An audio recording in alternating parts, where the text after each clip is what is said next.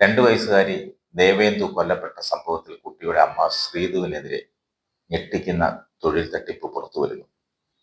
ദേവസ്വം ബോർഡിൽ ജോലി വാഗ്ദാനം ചെയ്ത് ശ്രീധു പലരിൽ നിന്നും പണം വാങ്ങി. ഈ പരാതിയിൽ പോലീസ് അന്വേഷണം ആരംഭിച്ചു. ദേവസ്വം ബോർഡിൽ താൽക്കാലിക ജീവനക്കാരിയായിരുന്ന ശ്രീധു താൻ ഉയർന്ന പദവി വഹിക്കുന്ന ഉദ്യോഗസ്ഥയാണെന്നും പറഞ്ഞാണ് തട്ടിപ്പ് നടത്തിയത്.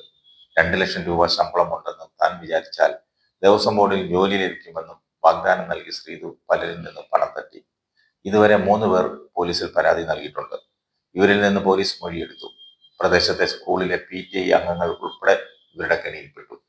ഇവരുടെയും മൊഴി പോലീസ് രേഖപ്പെടുത്തുന്നുണ്ട്. ഈ പണമെല്ലാം വീട് വെച്ച് നൽകാനായി BJP ജ്യോത്സ്യൻ ദേവിദാസന് കൈമാറിയെന്നാണ് ശ്രീധു പറയുന്നത്. ശ്രീധുവിനെതിരെ ദേവിദാസനും മൊഴി നൽകിയിട്ടുണ്ട്.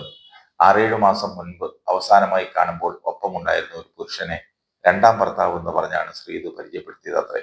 ആദ്യ ഭർത്താവുമായി പിരിഞ്ഞോ എന്ന ചോദ്യത്തിന് ഇല്ലെന്ന് മറുപടി നൽകിയത്രേ. തന്റെ അനുഗ്രഹം ചോദിച്ചാണ് ശ്രീധു വന്നതെന്നും കുടുംബവുമായി സാമ്പത്തിക ഇടപാടുകളൊന്നും ഉണ്ടായിരുന്നില്ലെന്നും ദേവിദാസൻ മൊഴി നൽകി. പക്ഷെ പോലീസ് അത് വിശ്വസിച്ചിട്ടില്ല. ദേവിദാസന്റെയും ശ്രീധുവിന്റെയും ബാങ്ക് വിവരങ്ങളും ഫോൺ വിവരങ്ങളും പോലീസ് പരിശോധിക്കുകയാണ്. ഫോൺ ശാസ്ത്രീയ പരിശോധന നടത്തും. കൊലപാതകം നടത്തിയത് താനാണെന്ന് ഹരികുമാർ സമ്മതിച്ചുവെങ്കിലും എന്തിനാണ് അത് ചെയ്തതെന്ന കാര്യത്തെക്കുറിച്ച് വ്യക്തത വന്നിട്ടില്ല. സ്വന്തം മകളെ കാണാതായപ്പോഴോ കിണറ്റിൽ മരിച്ച നിലയിൽ കണ്ടെത്തിയപ്പോഴോ ശ്രീധുവിന് യാതൊരു തരത്തിലുള്ള മാറ്റവും ഉണ്ടായിരുന്നില്ല.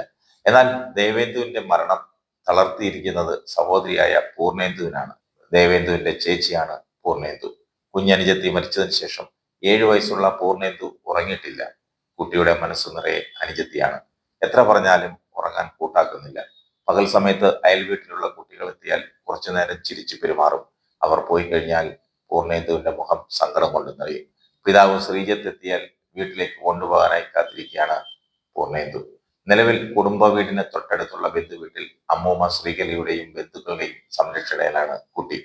ഹരികുമാറിനെ കുറിച്ച് നാട്ടുകാർ പറയുന്നത് ഇയാൾക്കൊരു മാനസിക പ്രശ്നങ്ങളുമില്ലെന്നാണ്. ആൾക്കാരുമായി സംസാരക്കുറവായിരുന്നു. മാനസിക പ്രശ്നങ്ങളുടെ പേരിൽ പലതും മറച്ചു വയ്ക്കാനുള്ള ശ്രമമാണ് ഹരികുമാറും ശ്രീധുവും നടത്തിയത്. ഇവരുടെ അച്ഛൻ ഉദയകുമാർ 2 ആഴ്ച മുൻപാണ് മരിച്ചത്. ഈ മരണത്തിലും ദുരൂഹതയുണ്ട്. ഉദയകുമാറിന് അർബുദമാണെന്നും പറഞ്ഞ് ശ്രീധു പലരിൽ നിന്നും പണം കടം വാങ്ങിയിരുന്നു. എന്നാൽ ഉദയകുമാറിന് കാര്യമായ ആരോഗ്യ പ്രശ്നങ്ങൾ ഒന്നുമില്ലായിരുന്നു. ഉദയകുമാർ മരിക്കുന്നതിന് തലേ ദിവസവും അദ്ദേഹത്തെ നാട്ടുകാർ കണ്ടിരുന്നു. അസുഖബാധിതനായി മരിച്ചതായി തോന്നിയിട്ടില്ല. അതിനാൽ മരിച്ചുവെന്നറിഞ്ഞപ്പോൾ വിശ്വസിക്കാൻ പറ്റിയില്ലെന്നാണ് നാട്ടുകാർ പലരും സാക്ഷ്യപ്പെടുത്തുന്നത്.